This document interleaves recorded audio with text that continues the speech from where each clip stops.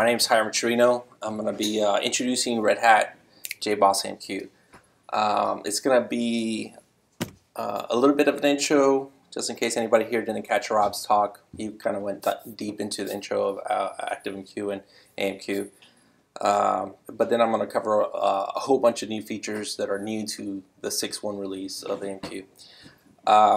I'm Hiram Trino, engineer at Red Hat. I'm a Apache member, and I've contributed on a whole bunch of open source projects.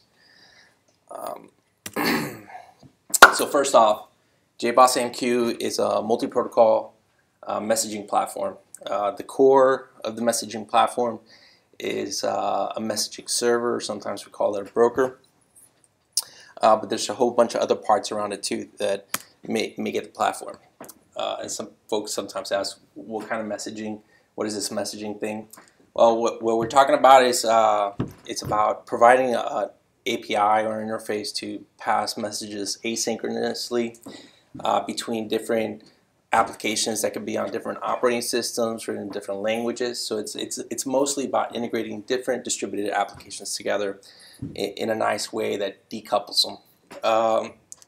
It's also used to do complex routing between those messages. Sometimes you need more than just once and only once delivery of messages between applications. Sometimes you need to send messages from one application and kind of broadcast it to lots of applications. And there's lots of complex routing scenarios along those lines. But most importantly, a good messaging platform kind of abstracts you away from having to deal with the complexity of network failures. When you have distributed applications, the first thing you run into is that things fail. Routers go down, the node you're talking to might power off, and then that causes problems for the calling application that's trying to do some processing with that remote application. A good asynchronous messaging framework will hide a lot of those failures from you, and usually all of them if it's really good, so that your application can continue working without noticing the failure of the remote node. So just a quick intro into some of the terminology of messaging, at least as we use it. We have a centralized server, like we call the AMQ server, or sometimes we call it a broker. And what that guy holds is destinations. And there's different types of destinations that in a second I'll go into the different types. But then your applications will have clients in there to the messaging server, and we provide different APIs for different languages that you just link against, and then you can use those messaging APIs to talk to the server. And they typically have like two types of roles. They're either producing messages, so they're a producer, or they're receiving messages as a consumer. Some applications do both. And typically, the APIs we recommend all our customers use is either JMS APIs for Java. If they're in C or C++, there's an API called CMS. It's designed at Apache that closely models the JMS API. There's also NMS that's for .NET, which closely models JMS also. And those APIs can talk different protocols. The one that ActiveMQ and JBoss AMQ basically first supported was one called OpenWire. But since then, we've been adding more protocol support like AMQ 1.0, MQTT 3.1, 1 now, and STOMP. And they all are the on-the-wire protocols that these APIs talk to the server with. They all have their strengths and weaknesses.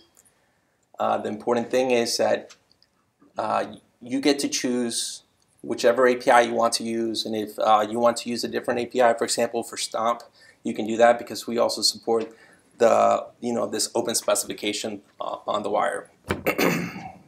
And also, there's different transports. A lot of these protocols work over TCP, but we also support the same protocols over SSL or even over WebSockets. So, for example, you could do MQTT over WebSockets, or you could do STOMP over WebSockets. So, right in your browser, you can do a messaging session with a broker. So there's different types of destinations, as I mentioned, and one of the most important ones is probably the queue type. and it's used to move messages from a producer to a consumer in a once and only once kind of fashion. Basically, you don't want a message to be processed multiple times by different consumers. The nice thing about queues is when you send messages to a queue, even when there's no connected consumers, the queue will just hold those messages and retain them until such time as the consumer comes in and is able to process them. So once you connect consumers to the queue, they basically get round robin. So you can use this nice round robining features of the message to kind of spread message processing load. For example, if it takes a long time to process a message, maybe it's CPU intensive or something like that, you can just add more processes and distribute the load by using queues. Okay, the other really common messaging destination type that we use a lot is topics, and that's for the case where you have events that are you're going to have multiple consumers interested in listening to. It could be, for example, a price update, or it could be the temperature sensor that fires. You know, pretty soon there's going to be a different temperature that comes in. So it's not a piece of work that needs to be done, but it's mostly informational kind of stuff. So if nobody's currently connected to the topic and you send a message, that message kind of gets dropped. It's not really, it's not a high value message in terms of it can't be dropped, right? Because pretty soon another event's going to get generated that's gonna can be picked up by consumers when they connect. So if consumers connect later, then that message gets broadcast to all the consumers that are currently attached. And then there's also variations on these. It gets more complicated. You can have a concept of durable consumers, which then also says, well, even if I'm not online, I'm still going to get copies of topic messages. All right. The other interesting thing that's used for complex routing is selectors. So when a consumer attaches to a broker, he can basically say, hey, I only want a subset of the messages that are going to go to that destination, and this applies to both queues or topics. So for example, I'm going to look for messages with a message header where color is equal to blue, right? And these selectors are kind of SQL 92 type word clauses, so they can get pretty complex. You can add ands, ors, and between type expressions in the clause. So producers send messages, they just need to put message headers, you know, basically set the color to blue or whatever, and they take the message with the appropriate information, and then the broker handles filtering out the messages so consumers only get the stuff they're interested in. So AMQ is more than just the messaging server though, right? AMQ is also the IDE that we provide in JBoss Fuse Fuse IDE. It's got great tooling so you can see what's going on inside your message broker. You can look at the messages inside a queue. You can move them from one queue to another in a graphical user interface for your developers to kind of, while they're developing, they can actually see what's going on with their queues and kind of work with it easier. Kind of generate test messages and stuff like that too. It's also running inside of container. Unlike traditional ActiveMQ, which runs containerless, we run it inside the Craft container, which gives us a lot of flexibility in how we can deploy additional things like camel routes to route between queues or topics or stuff like that, so we can do some simple content-based routing using camel.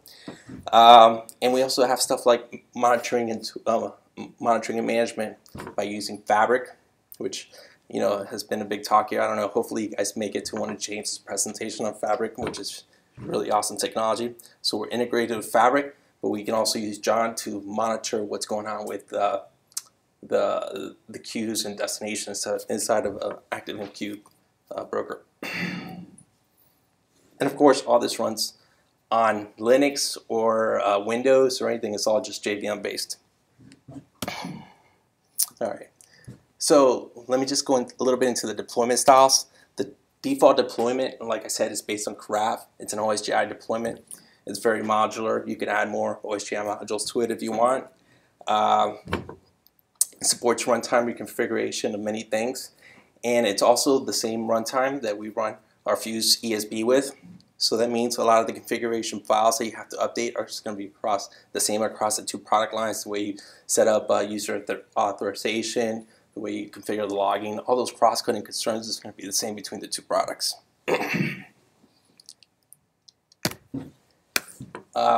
And then there's Fabricate-based deployments, right? So basically you can take an AMQ instance and kind of upgrade it to be Fabric enabled, or have it join a Fabric cluster. And all that means is now your AMQ nodes or your Fabric JVMs or your AMQ JVMs, they're going to be centrally managed and monitored by Fabric. Basically, configurations are not going to be just stored on the file system of the server you installed that JVM to. It's going to be stored in a centralized registry where you can basically update the configuration for a broker and then push that to all the nodes in the cluster, right? So it's just much better way to manage multiple broker JVMs. So if you ever have to deal with more than one AMQ instance, I just highly recommend, hey, go with the Fabricate approach of managing it. Oh yeah, and it's also got great public and private cloud integration. So that way the Fabric, so instead of you having to spin up a box, install the AMQ onto it and configuring it and having it basically set up all the config on it, it's Fabricate can spin up the VM image for you, automatically install the Java and JVM on it for you, and kind of get it to join the Fabric cluster and it'll provision everything. So basically down there you see the two main commands you got to remember. If you get a vanilla AMQ distro, the first thing you want to do on one of them is basically run Fabric create, and that'll convert that AMQ distribution into Fabric enabled AMQ distribution. So then you can do all the cool Fabric things with it. And if you already got a Fabric running and you spin up a new AMQ distro, you can have that guy join the existing Fabric distro using the Fabric join command. All right. So there's also standalone deployment, and what we mean by this is the original way the ActiveMQ is deployed. We still support it as Red Hat. It's kind of that distribution is kind of packaged in the Extras directory. So when you get our AMQ distribution, you'll find an Extras directory. If you look in there, there'll be a zip file. Okay, and if you unpack that, basically that's the original way ActiveMQ is distributed. It's non-OSGI based. It just starts up by using a Spring XML file, pretty much. And the reason we provide that is, like, a lot of our users come to us because they like ActiveMQ. They just want the support that JBoss can provide, bug fixes we provide. So for them, we say, hey, you can continue to still configure it how you're doing it. Just use our distribution that's packed in the Extras directory. And finally, there's an embedded deployment mode. And this, folks typically use it just to do JUnit testing, right? That's probably the most common way to do it. It's like, why try to mock test against a JMS system when you can test against a real JMS server within your JUnit test for your application, right? It's very simple. Just add a one Maven dependency into your project. It's simple to spin up a broker. You can do it just with Connection Factory using the VM connector. And yeah, and some users, actually, some more advanced users, kind of like it because they can spin up brokers inside their app, configure it with their app without having to use ActiveMQ configuration files. So they can configure it all in Java code. That's for, like, the more advanced use cases. There's very few users that do that, but if you want to package in AMQ into your app and kind of hide a lot of it from your users, it's always an option. Okay, so now that you kind of got the basics of what AMQ is, I want to just give you guys a quick simple demo of AMQ, unpacking it. Alright, so I'm inside of a quick distribution. I've just unpacked it right now. I'm going to even just chmod all the scripts so that they start up. Typing AMQ will start it up. And once it does start up, oh, look at this, it actually started. Alright, it'll give it a URL that you can go to for the management console. This is how you can get a view on to see what's going on with your messaging system.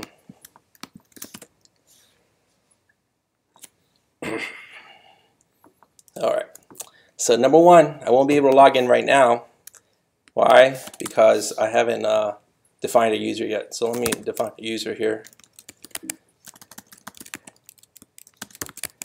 Alright, so I'm going to edit the user properties here. Uncomment that line, define admin as a user ID and password. Okay, I think this should work now. Hey, it worked. Okay, good. So right here, I'm going to click on the Active AMQ tab, and that shows you what's going on with the broker. Not a lot's going on. There's only one topic in them by default. What I'm going to do is I'm going to attach some producing clients and some consuming clients so we can run a little bit of messaging load against the broker. Out of the box, the distribution has a extras folder, as I said. Alright, it's got that zip file for the standalone distribution. But what I'm interested in is this MQ client.jar. That has a really simple producing and consuming application that you can use in either mode, which I'll use real quick.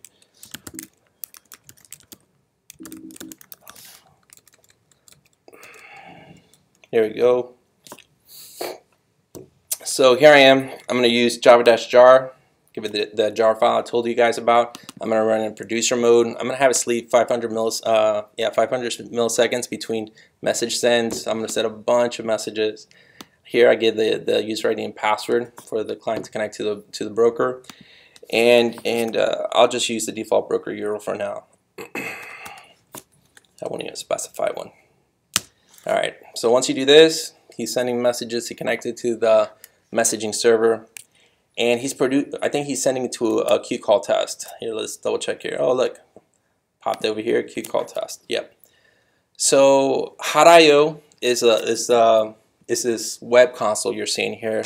It's a common web console for all the Fuse products, base products.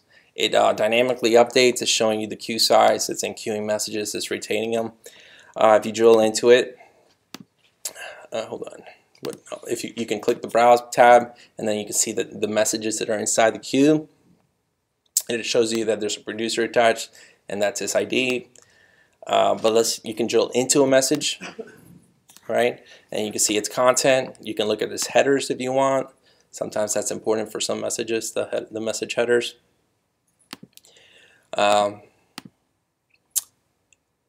With this management console, you can do other things. For example, creating destinations and topics. It has this nice little graphical view of your test queue. There's one producer attached to it. If I actually attach a consumer, this should, I think, update to.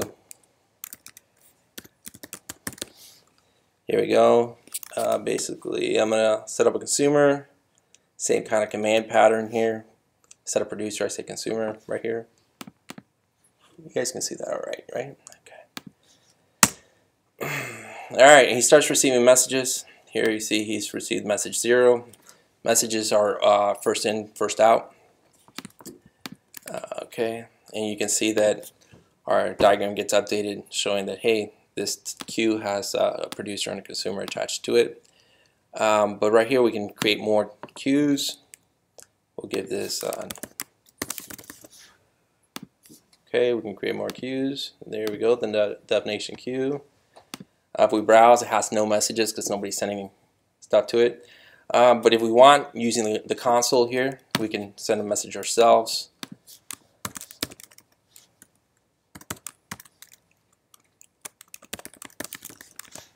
Right? We can add message headers. Get a nice little drop down of common message headers that JBoss supports. We can send a message. And if we go back to browse, we should see the message. There you go. You see the header types. JBoss type is header. So all this is working as expected. Yay. All right. So that's pretty much the AMQ broker, how clients attached.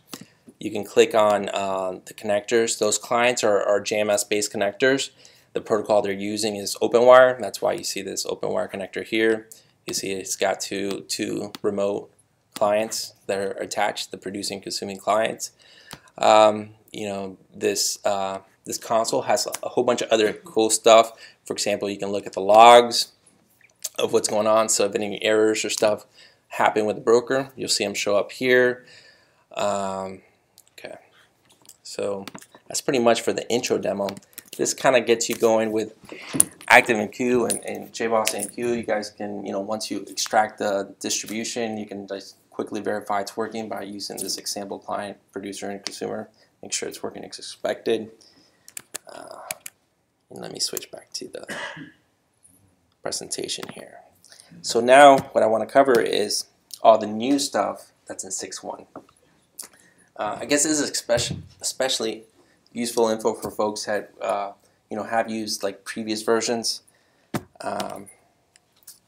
So we had previously in 6.0 introduced AMQ 1.0 support, but now with we've had some time to test it, find problems with it, lots of bugs, little bugs fixed with it. One of the biggest things that happened is that we realized that when you sent large messages over MQP, it was really slowing down a lot. So we found the bug with that, fixed it. It was a problem within our Proton library that we use for it. And also, so basically, if you guys were noticing it was slow, it should be much faster now. And the other thing, it's out of tech preview. So it's fully supported now. Before, it's just in tech preview mode. Also now we've added support for MQTT 3.1.1, which is the Oasis version of the specification. Before it was just MQTT 3.1, which was still like the IBM version of the specification. So we support both 3.1 and 3.1.1, no problem. And like Rob said in the previous presentation, we took part of interoperability test day at Eclipse Con, and basically a whole bunch of different vendors got together there, and they did connectathons between clients and brokers to make sure all the products could interoperate, and we successfully operated with all the other vendors. So yeah, and to get there, we found a couple bugs in our previous 6.0 version. So 3.1, I mean the 6.1 version, basically the MQTT is much more spec compliant. All the edge cases have been pretty much hammered down.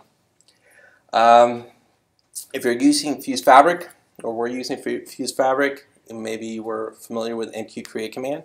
It's used to create broker profiles via the command line to basically define new brokers that you can deploy into your Fabric containers. We've just enhanced it slightly. We've added the ability to define a specific port that the protocol is going to bind on. Before it was just dynamic port. Now, well, that's still the default. It just binds a dynamic port, which gets registered in the registry, and then clients can use the registry to figure out which port it is. Now you can just pin it down to a port that you want it to be.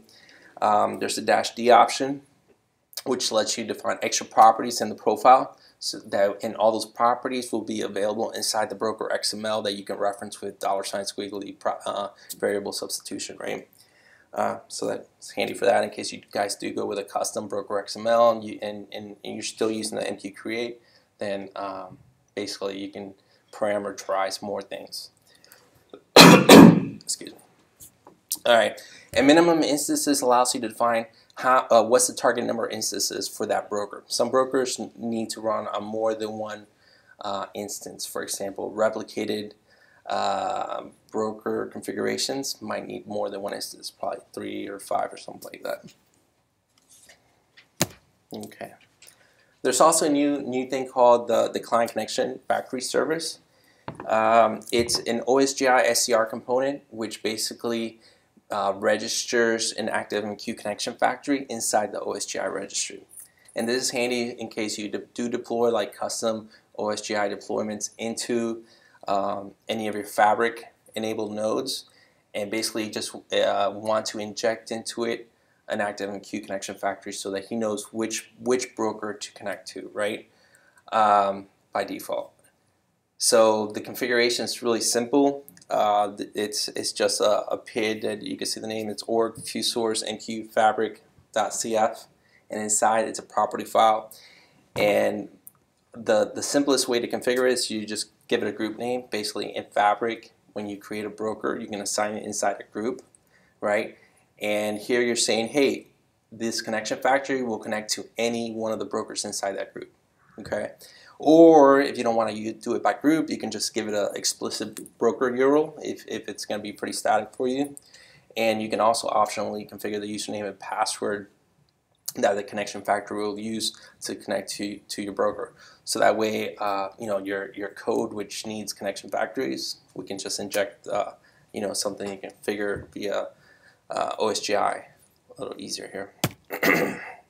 If you're using SCR to basically build some OSGI apps, you can just set up a SCR reference to an ActiveMQ connection factory class, and we'll inject it for you. And basically kind of associated with that, now that we have these connection factory services, we basically auto-create profiles when you create a new broker using the MQ Creator or any of the ways you create brokers with Fabric. We're going to also create associated client profiles that are set up to connect to those brokers.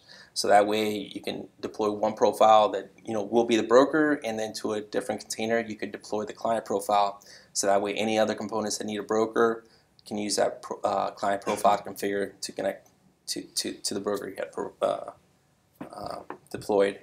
And by default, a Fabric container will have two profiles now: the MQ client default, which basically connects to the default group, and there's also an MQ client local, which basically just connects to the local host 61616 on your machine, right? So you can basically deploy those two profiles right off the bat. And basically all the examples that we ship with Fabric now, there was a lot of MQ examples that they'll look up brokers by using client profiles.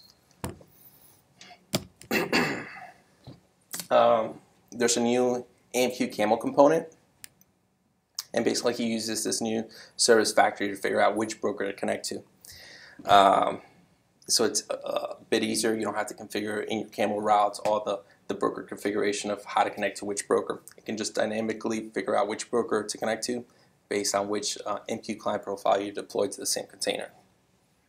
And basically that's how you could use it. It just uses the AMQ colon prefix on the URIs. Other than that, it works the same way as the ActiveMQ component. All right. So new thing also is the Fabric Gateway. So when you deploy Fabric, one of the really cool things that it provides is dynamic discovery of the brokers, right?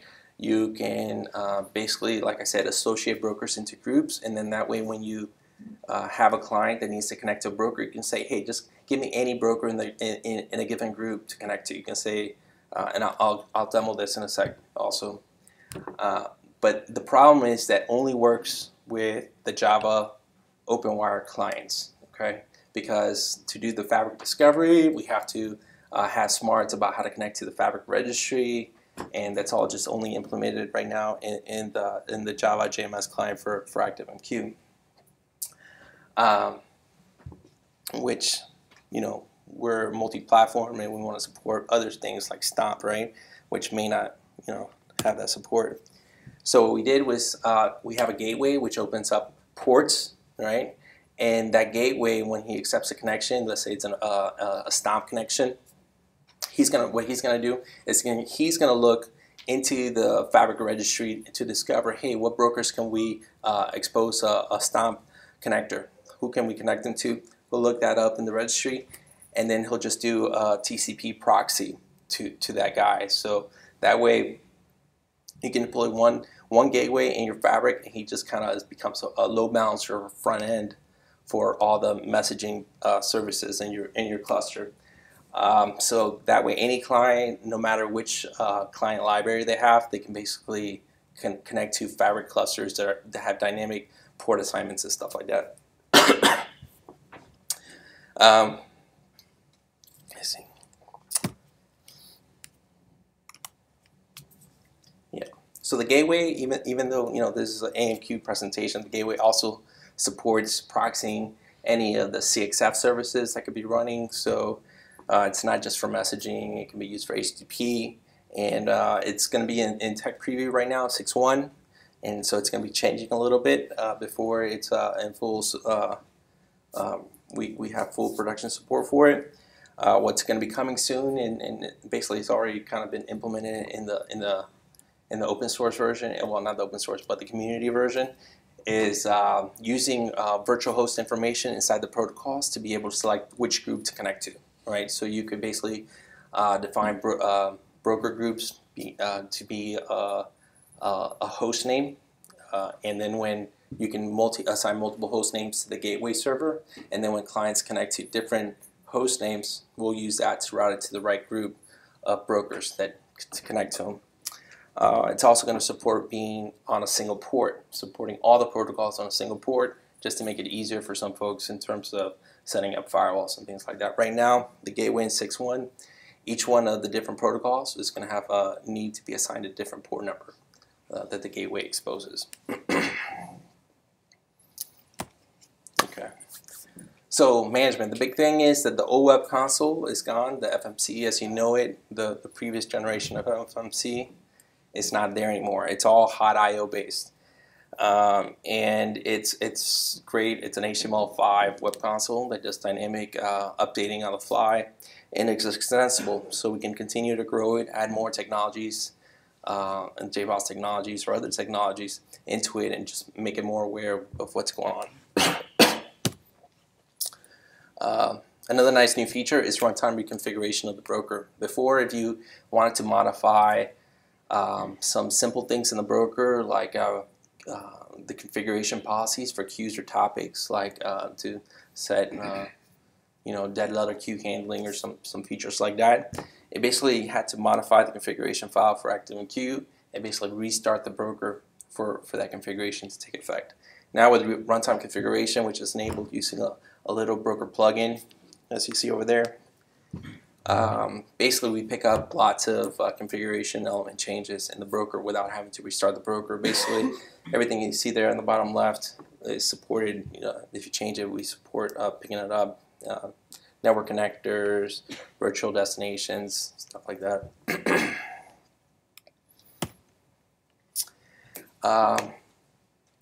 The interesting thing else is that you can also configure it to have the check period to be 0. Right? If you make it anything but 0, basically that's how often to check to see if the configuration changes, right? But if it's 0, basically it doesn't check at all. But you'll still get a JAMX MB with an operation to basically manually refresh the configuration. So that way you can edit your XML, tweak it, and then at runtime via JAMX say, okay, reload the configuration now. So if you want a more controlled application of the configuration, you could use that. But if you're using this in conjunction with Fabric, there's some gotchas. So Fabric also did broker reloading automatically. It would restart your broker for you with the updated XML. So if you're just going to depend on this broker plugin, which does the configuration reloading, you want to make sure that in the service PID, the PID for the Fabric service, you want to make sure you put config check equals false. That basically disables the Fabric reloading feature.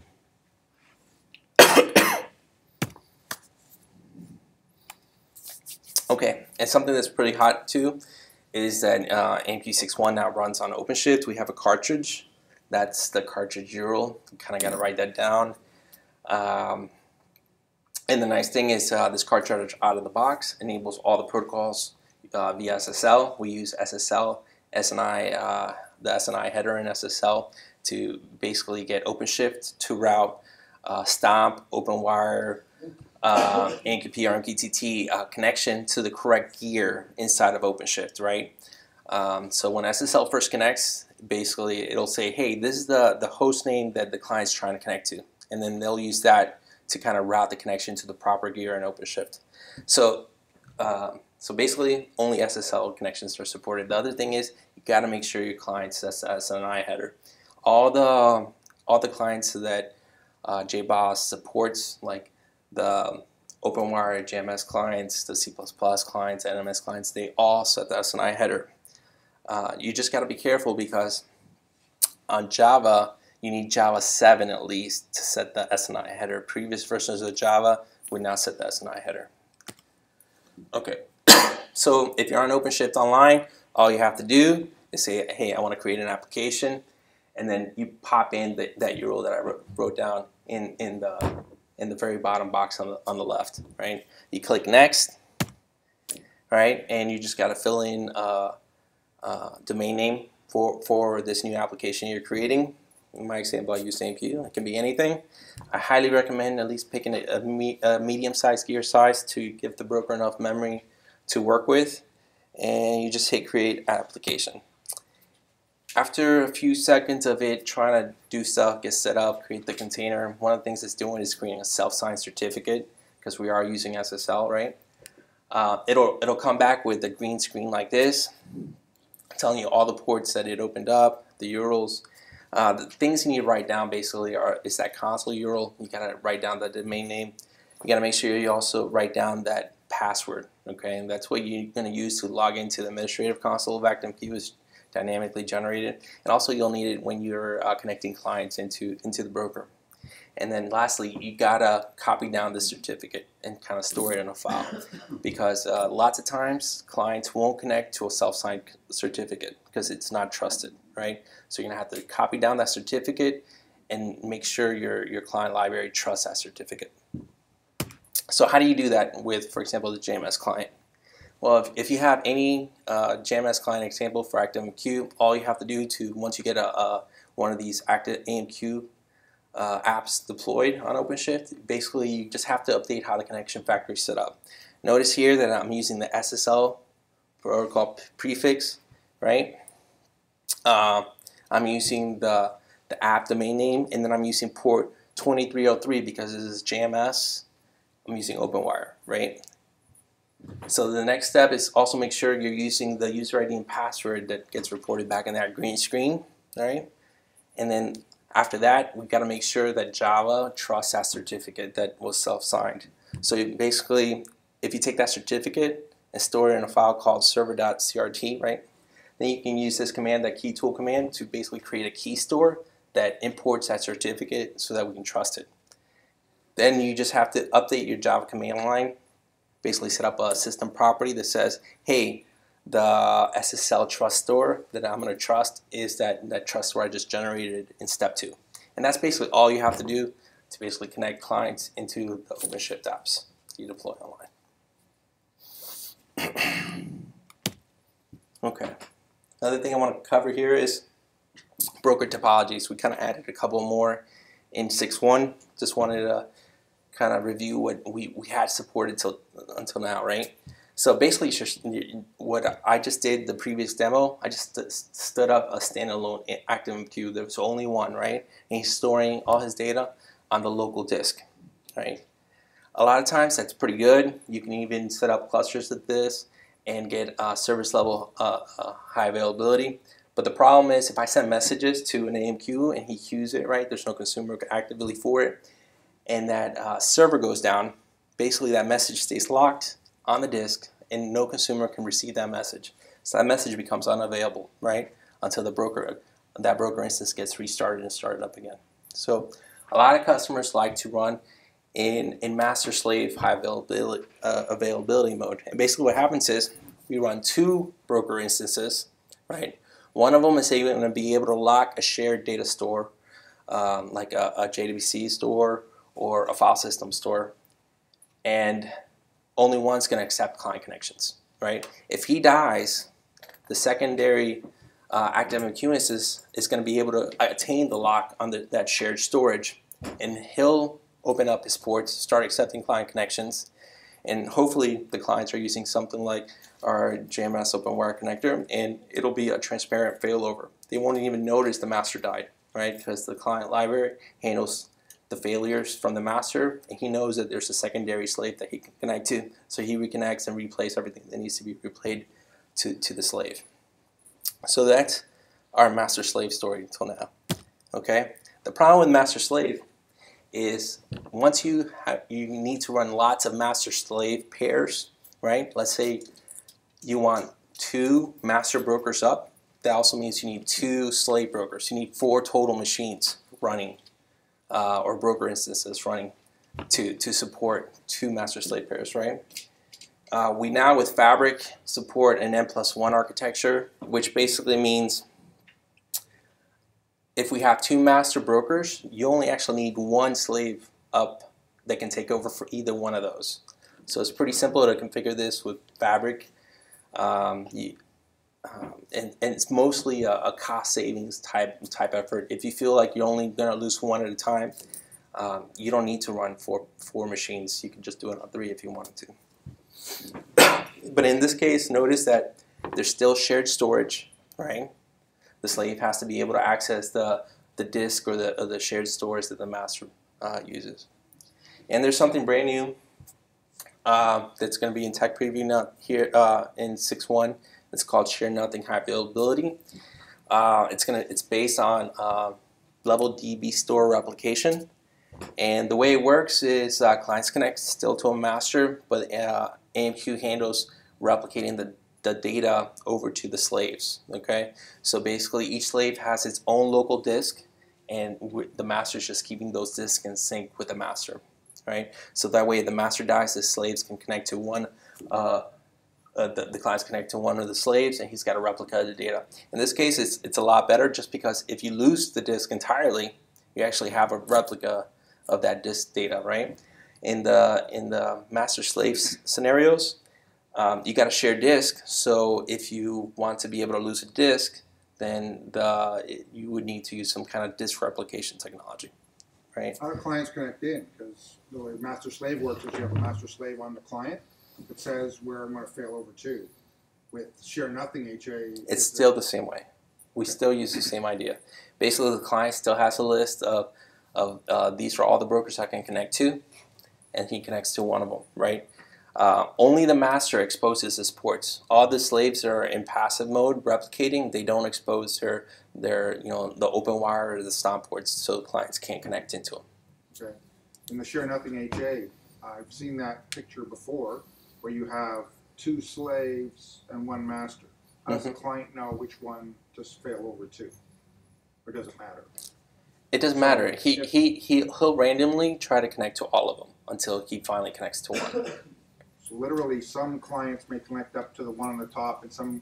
But if he's not the master, that connection attempt will fail because he's not the master yet. Brokers won't open up their ports until they are the master. Okay. Okay. Okay. So, due to popular demand, I wanted to explain to you guys a little bit of how the replicated level DB uses Zookeeper to do some of the things it does, right? So replicated level DB depends on Zookeeper to basically do master elections, okay? The first phase is all nodes come in and there's no elected master, right? They all register in Zookeeper, and we use a Zookeeper protocol to figure out, okay, one of these nodes is going to make a choice about which one of us has the latest data, all right? And so when they register into Zookeeper, they say, hey, this is my ID, this is the last update I've seen. For example, here I'm trying to illustrate, the first server maybe has update 24, and the other ones has update 23, and maybe the other one got update 24, right? They could be different states of replication, right? They might not all be fully in sync, right? So they come into Zookeeper, they say, hey, this is the last thing I've seen, all right? And the first broker that registers in Zookeeper is going to be the guy that basically says, okay, I'm going to make a decision about who out of all of us has the latest data, okay? So that's what we use Zookeeper for. Basically, let's say AMQ 1 node is the first one started, so he's going to register in Zookeeper first and say, hey, this is my position. Then later on, the other nodes come in. This AMQ 1 node is going to say, well, me and AMQ 3 are basically half the latest copies of the data, so either of us could become the master. Basically, AMQ 2 is out of date, he can't become the master. To do this decision, to make a master election decision, a quorum number of nodes have to be online, okay? So that basically means 2 out of the 3 nodes have to come in and register into Zookeeper before we can make a decision. Okay, so basically that guy might just say, hey, I got the latest data, I'm going to master, or he could just say, hey, it's going to be node number 3. Basically, we set up one of the nodes to be the master at that point. That's all we use Zookeeper for. After that, he's not really involved in the replication process. Okay. Let's see. All right. So once we get a master elected, the slaves, well, the master will open up a special new port that's the level DB replication protocol that is basically just used to sync up all the data files and continue updating everything. So the slaves connect into the master, all right? So that pretty much tells you operationally you got to make sure slaves can connect to the master over the port. So if there's any firewall issues, you might need to take care of that. And what they're going to initially do is going to download all the data files that it doesn't have a copy of locally. So it could be updating down new journal files that it missed. It could be downloading index files. Well, it always downloads index files. But after that, the master starts transmitting journal updates, right? So we have in level DB and replicated level DB, basically everything goes first to a transaction journal, which is append only, and then asynchronously we manage and maintain index files that basically say, hey, message 43 on this queue is over here in the journal. That's basically what the index is for. So basically the master just starts sending updates of any journal updates because clients are basically inserting messages into the store. And then what slaves do is also transmit back journal act decisions. So once the slave is fully synchronized, it's downloaded everything, and it receives a journal update. It'll start saying once it writes that journal update to disk, it'll basically send back to the master, hey, I've seen this update and I stored it. I've seen this update, I stored it. So basically, the master is sending updates, he's acting back, and the master is going to basically block a client operation to do a write until it sees a quorum number of nodes update, get those acts that basically has been stored on disk. So that's basically how the replication works. And basically all he's doing is just doing file sends of the journal file. So it's like really super fast, the protocol is. So here are the benefits. There's no single point of failure really. The zookeeper bits can be clustered, so there's no single point of failure. The AMQ nodes can be, obviously there's multiple nodes. One of them dies, it's not a problem. The replication is sync only to a quorum number of nodes, right? So we only have to, like, if our cluster size is 3, right? I only have to make sure it's on 2 nodes synchronously, like clients only wait synchronously till 2 nodes, acknowledge it. The third one could be really far away and really far behind, and that's all async replication to that third node, right? With Fabricate, we got a really nice way to set up these clusters using the GUI. Okay, so quick demo. How am I doing on time? Oh, I'm running out of time. Gotta do this quick. All right, so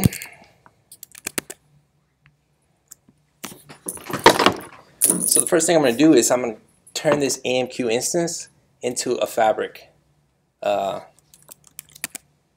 instance.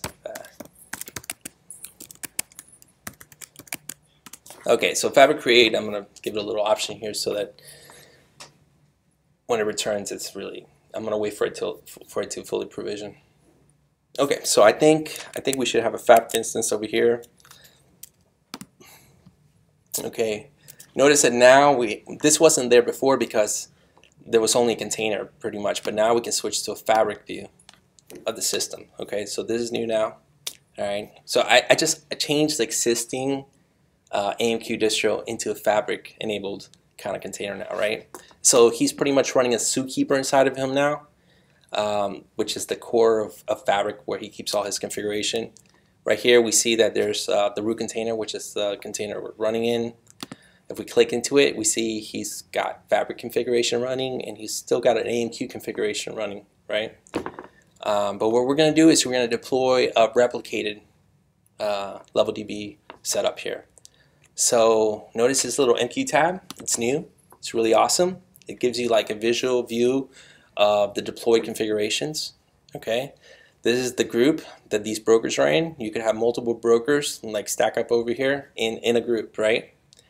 What I'm going to do is I'm going to create a new broker. So I click the plus broker here. All right, I'm going to change the group name to, let's say, East. Okay, and I'll call this my broker name. And right here, it's not going to be master slave. It's not going to be n+1 topology. It's going to be the replicated topology. Okay. And 3 replicas. I think that'll work for us. And we could just say, hey, we also want to connect this to some other broker networks. So here we just put the group name. So we'll connect this to default. Right. So it's really easy to set up broker-to-broker networks also using this form. And then you just hit create broker. Now, what this does is it creates the broker profile that has all this configuration. Okay. And here you see the East group, right, got created. And here's the broker profile that got created. And this is the logical broker inside that broker profile, right, the my broker. And it's kind of telling you, giving you a little alert here saying, hey, there's no containers assigned to it, right? And it's all red right here because basically it knows it needs at least 3 containers based on our configuration. So let's click it real quick. And notice here, this lets us create new containers. And in Fabric, we can basically say, hey, we can create it via SSHing into another box and spinning up a new VM for the node. Or if I had cloud enabled this Fabric, it could have been creating stuff on Amazon, on CloudStack, on OpenShift and stuff like that. But since I just got my laptop here, I'm going to create child containers, which are sub-processes on my laptop. And I'll call the containers child. That's going to be the container name prefix. And you just hit create. Okay. So right there, boom, it's going to attempt to create 3 new JVMs, which will participate in the Fabric. And it's going to start provisioning them now. And hopefully it's faster than James's demo this morning. And it was. So these guys started up. They're good. Here you see that this little sign right here says, hey, we detected there's an active MQ running in them. If we go back to the MQ tab here, we get to see it kind of changes the way it looks. Here you see that my broker, there's 3 little boxes associated with it, and that's basically containers that that broker's running on, right? So let's see. So that's child 1, this is child 2, and I think this is child 3. The green basically means he's the master. This green node is the master.